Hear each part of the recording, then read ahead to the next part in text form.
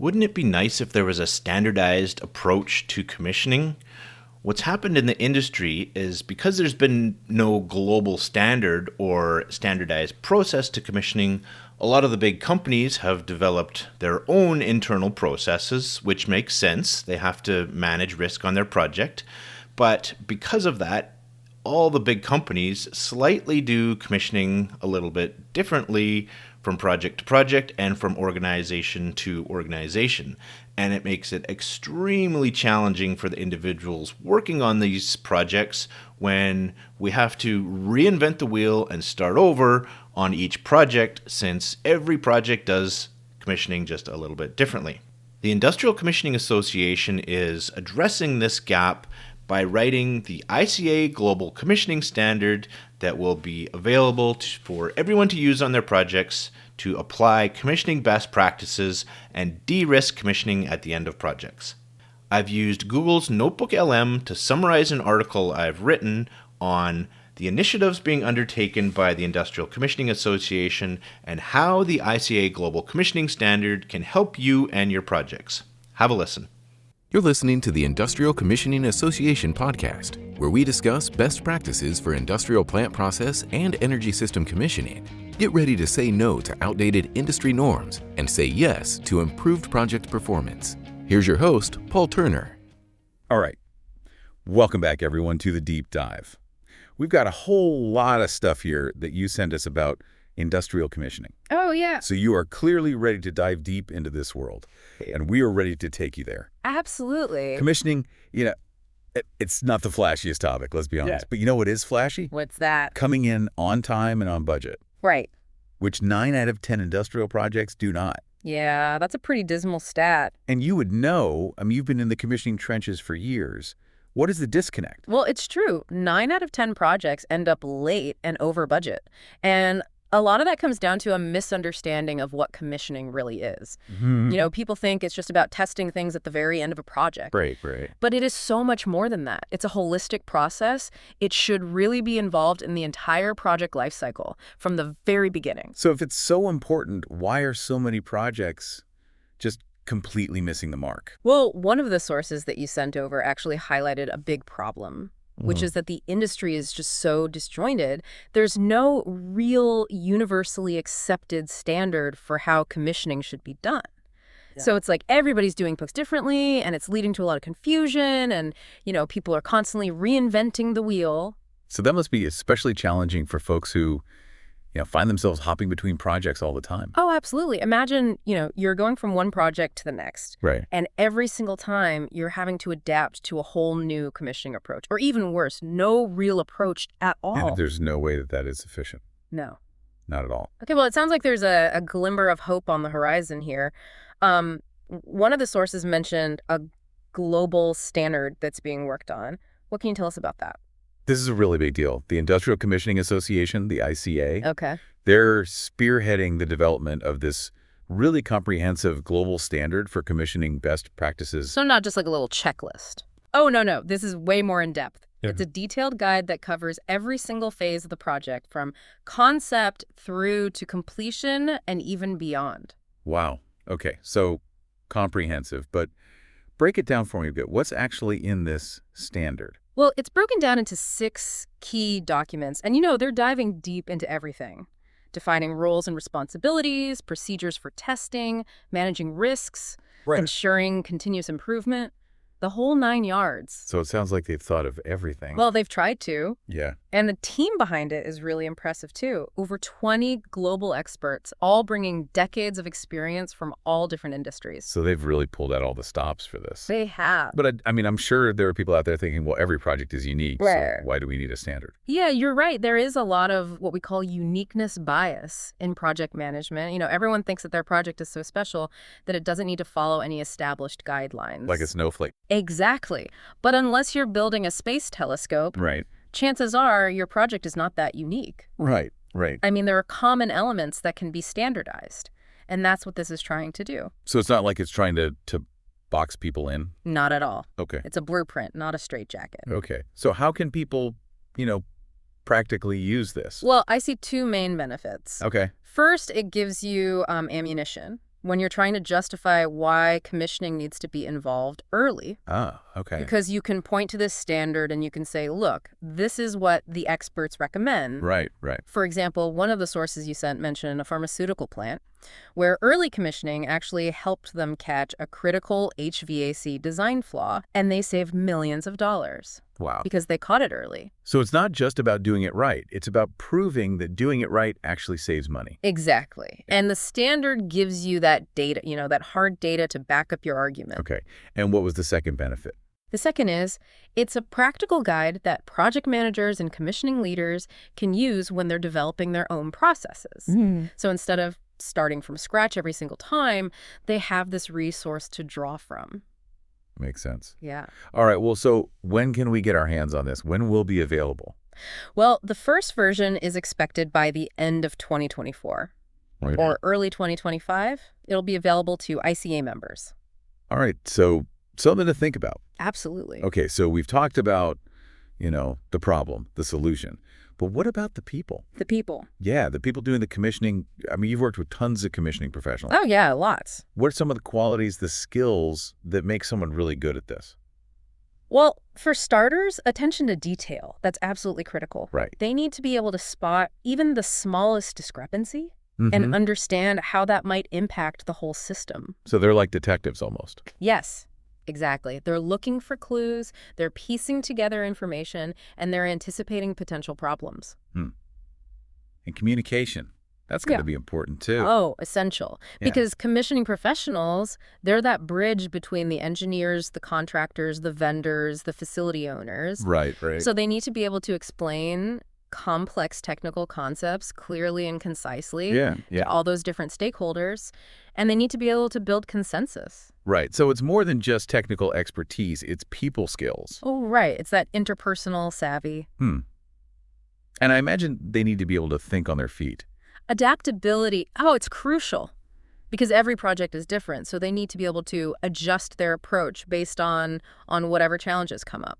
That's starting to sound like a pretty demanding job. Well, it can be challenging. But rewarding, I imagine. Oh, incredibly rewarding. For me, the most rewarding part is seeing the tangible results of your work, Yep. You're directly contributing to the success of these really important projects. Yeah. And knowing that you're making a real difference. You're helping to build the future. So it's not just a job. It's like a calling. It can be, yeah. So we've talked about the importance of commissioning, the potential game changer of this new global standard. Right. And we've even gotten to meet the people, so to speak, behind all of this. Right. But now I want to take a minute and talk directly to you, our listener. You sent us all this material because you wanted to understand commissioning better. So what has resonated most with you? What are your big takeaways from this conversation so far? And maybe even more importantly, how can you use this knowledge in your own work? These are all great questions, and we're going to explore them in part 2. We're going to dive into some real-world case studies I'm excited for that. that really illustrate the power of effective commissioning. So stay tuned. We'll be right back. Welcome back to The Deep Dive. We've been talking about commissioning, and I'm realizing it's kind of like the unsung hero Oh, yeah. of so many industrial projects. Totally. It really is. It happens behind the scenes, but it's so critical to making sure these projects are delivered on time, within budget, and to those really high quality standards. Yeah, one thing that really clicked for me is that commissioning, it's not about catching those mistakes at the end. Right. It's about preventing them in the first place. Absolutely. Think of it like building a house. You wouldn't wait until a house was completely finished to check if the plumbing works. Of course not. No way. You got to make sure the pipes are laid right from the beginning. Exactly. And industrial projects, it's the same thing, just on a much, much larger scale. Right, and way higher stakes. Way higher stakes.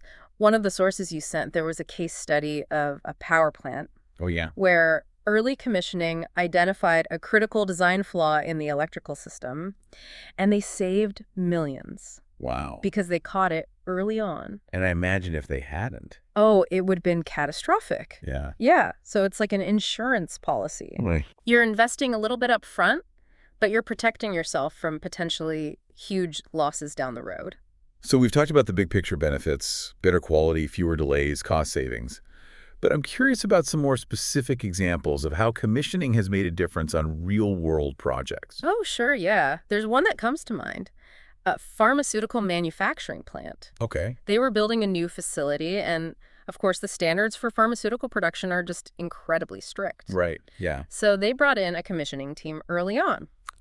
And right away, the team uncovered a problem with the HVAC system. It wasn't designed to maintain the precise temperature and humidity controls that are needed for pharmaceutical production. Oh, wow. That's a big one. That's a big one. And if they hadn't caught that early on, they would have massive delays. They might have had to scrap the entire HVAC system. And start over. Start over. Huge expense. Right. But they had a dedicated commissioning team. So they identified the problem early. They worked with the engineers to redesign the system, and they got the project back on track. That's a great example of, that snowball effect of a small problem becoming a really big problem. Absolutely. Catching it early is key. Yeah. What other examples come to mind? Another interesting case involved a large data center. Okay. And they were having all these power outages. Oh, no. Which, as you can imagine, for a data center, power is everything. Yeah, that's not good. So they brought in a commissioning team to investigate. Okay. And the team discovered that the issue wasn't actually with the design. It was a problem with how the backup generator system was being maintained. Right. And integrated with the rest of the electrical system. So the backup was failing. Yeah. Yeah. The safety net itself was failing. Wow. So the commissioning team worked with the facility staff to develop this really comprehensive testing and maintenance plan for the generators, and they made sure everything was synchronized properly. Okay. And does that fix the problem? It did. Power outages stopped. Data center's been operating reliably ever since. That's great. Yeah. And it's a good example of how commissioning can be used not just for new construction, but also for optimizing existing facilities. Right. Troubleshooting those kinds of things. It almost seems like there's a misconception out there that commissioning is just for these huge, complex projects. Yeah. But these examples show that it can be valuable no matter the size. Definitely. The principles of commissioning, attention to detail, thorough testing, a really proactive approach to solving problems, those apply across the board. So we've seen how commissioning saves time, money, prevents headaches in all kinds of settings. Mm-hmm. But what about the people who do this, the commissioning professionals? Yeah, it's an interesting field for sure. What are some of the key qualities that make someone a great commissioning professional? Well, we've touched on attention to detail and communication, but I think problem solving is essential too. Right. They're constantly faced with challenges, They need to be able to think critically, come up with creative solutions. Yeah. But it's a must. And a certain amount of technical expertise. Oh, of course.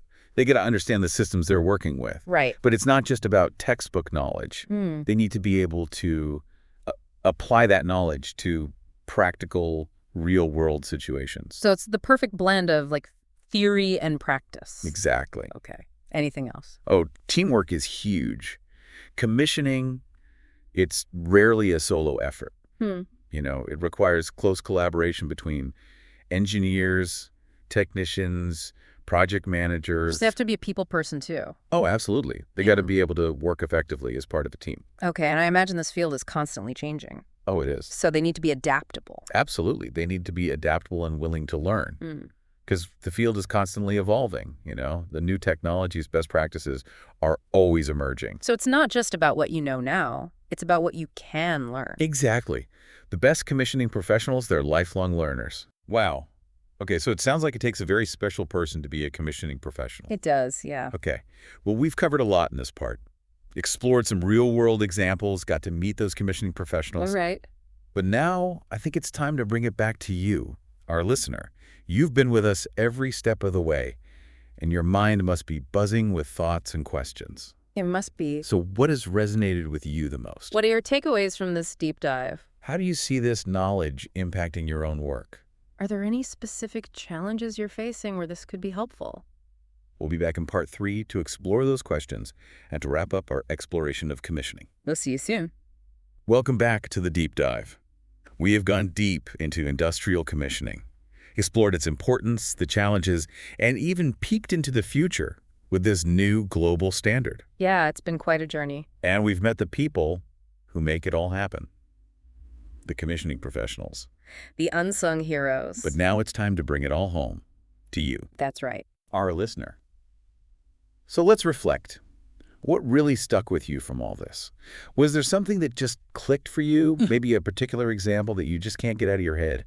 Maybe even a point that made you rethink how you approach things. Maybe you are working on a project right now Oh, yeah. where these insights could really make a difference. Absolutely. Are there any red flags, things that make you think, this could use a little bit more commissioning attention? Yeah, think about that pharmaceutical plant we talked about. Imagine if they hadn't caught that HVAC issue early on. Millions of dollars down the drain. Years of delays, maybe. But they had a skilled commissioning team from the very beginning. They dodged a bullet. Yeah. And this new global standard that's coming, how might that change how you approach things?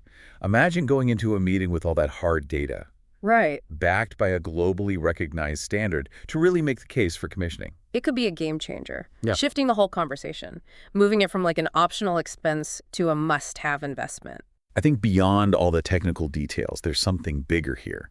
Yeah. It's about being proactive. Oh, I totally agree. It's a mindset. Yeah. It's not just ticking boxes. It's about a culture of quality, communication, collaboration. It's about asking those tough questions at the right time, thinking ahead, and working together. It's about knowing that investing in quality from the start will actually save you so much down the road. Time, money, stress. All of it. And maybe most importantly, it's about empowering everybody involved in a project to own quality, to strive for excellence. It's that shared understanding that success isn't just about deadlines and budgets. Right. It's about delivering a project that just works, that meets every goal, and makes everybody involved proud. That is the heart of commissioning, I think.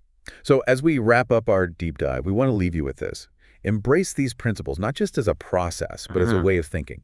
Approach every project with quality in mind, big or small. Be proactive. When you do that, you're not just building a facility or a system. You are building success for you and for everyone. Well said. Thank you for joining us on this deep dive into industrial commissioning. Keep exploring, keep learning, and keep asking those tough questions. Thanks for listening. To become a member of the Industrial Commissioning Association, visit ICXA.net. Members get access to commissioning standards, procurement specifications, commissioning training and certification, plus many more specialized resources to help you with commissioning of your industrial plant process and energy systems. Visit ICXA.net for more information.